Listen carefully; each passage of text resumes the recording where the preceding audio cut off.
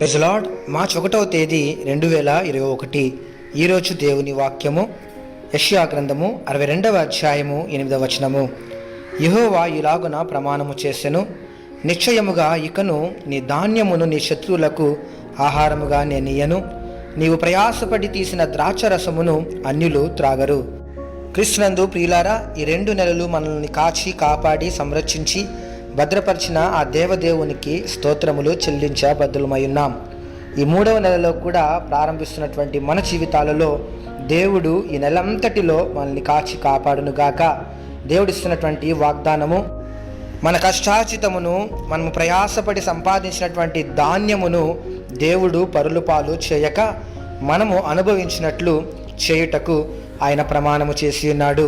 మీరు అనుకునవచ్చు, ఎంతో ప్రయాసపడుతూ ఉన్నాను, కష్టార్జితము చేత సంపాదిస్తూ ఉన్నాను, అయినప్పటికీ నాకు ఏమాత్రము మిగలడం లేదు, నేను సంపాదించినవి ఏది కూడా నిలవడం లేదు, అన్యుల పాలవుతూ ఉంది, ఎంత పొదుపు చేసినప్పటికీ వ్యర్థమైనటువంటి వాటి కొరకే వెచ్చిస్తున్నాను అని వాపోచున్నావేమో. అయితే దేవుడు వాగ్దానం చేస్తూ ఉన్నాడు, నీవు సంపాదించినటువంటి నీ కష్టార్జితాన్ని దేవుడు నీవును నీ కుటుంబమును నీ పిల్లలను అనుభవించులాగిన ఈ దినాన నీకు ప్రమాణము చేయుచున్నాడు.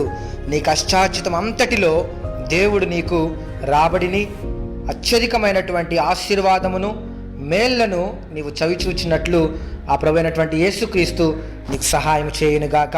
నీవు చేయవలసిందల్లా ఆ దేవదేవునికి నీ సంపాద్యమును నీ కష్టార్జితాన్ని అప్పగించి 5 రొట్టెలు 2 చేపలు దేవుని చేతిలో పెట్టిన ఆ చిన్నవాని వలె దేవుని చేతికి వాటిని అప్పగించుము. అప్పుడు దేవుడు నీ సంపాద్యమును మిగుల చేసి విస్తారమైన పొంగి పొరలు అనుభవంలోనికి నిన్ను నడిపించును. ఆమేన్. క్రీస్తు పరిచర్యలో మీ సహోదరుడు. God bless you all.